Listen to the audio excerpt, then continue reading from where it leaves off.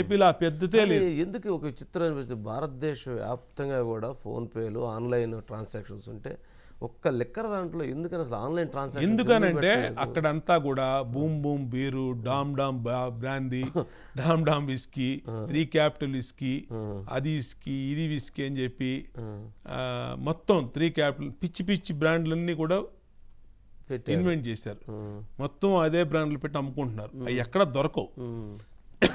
దాంట్లో ఏమైతే మెటీరియల్ వాడుతున్నారో నిన్న పురంధేశ్వరి గారు ఒక ల్యాబ్లో కూడా టెస్ట్ చేయించి ఒక 4 ఫార్ములాస్ ప్రమాదకరమైనటువంటి వీటి మీద కిడ్నీ ఎఫెక్ట్ వస్తుంది, లివర్ ఎఫెక్ట్ వస్తుంది, హార్ట్కి ఎఫెక్ట్ వస్తుంది, మొత్తం బాడీయే పాయిజన్ అయిపోయి మొత్తం మల్టీ ఆర్గాన్స్ అన్ని దెబ్బతింటాయి.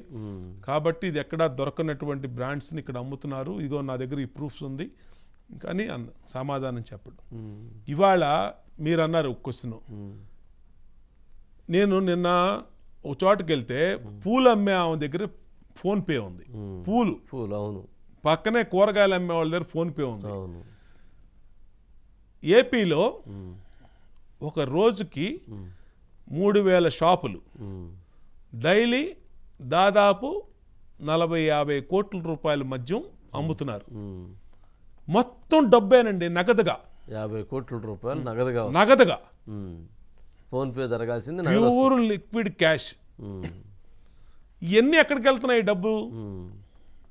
దాంట్లో ఒక 10% 20% జమ చేసుకొని మిగతాదంతా కూడా తాడేపల్లి ప్యాలెస్కి వెళ్తున్నాయి.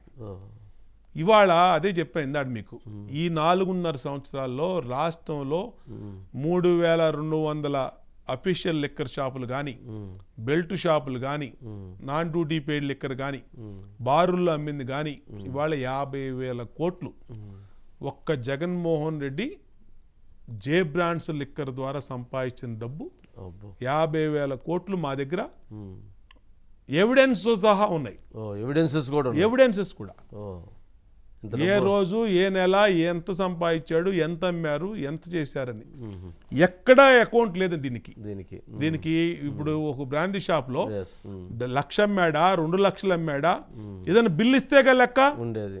ఏదైనా ఫోన్ పేమెంటో, క్రెడిట్ కార్డో, లేదంటే గూగుల్ పేనో ఉంటే కదా లెక్క. క్యాష్, ఆ క్యాష్ అమ్మింది 2 లక్షలు అమ్మింది 2,000 చూపించుకోవచ్చు, 10,000 చూపించుకోవచ్చు, 20,000 చూపించుకోవచ్చు. అంటే వాళ్ళ చేతుల్లో పనేగా. షాపులు వాళ్ళయే, డిస్టిలరీస్ వాళ్ళయే, బాటిల్స్ వాళ్ళయే, మ్యానుఫ్యాక్చర్స్ వాళ్ళదే, క్యాష్ వాళ్ళదే అంటారా? అన్ని ఒక రకంగా మొత్తం వాళ్ళదే. వాళ్ళ ఇష్టం వచ్చినట్టు. అంటే ఇలాగా 3,60,000 కోట్లు ఈ 4.5 సంవత్సరాల్లో దోచేశారు.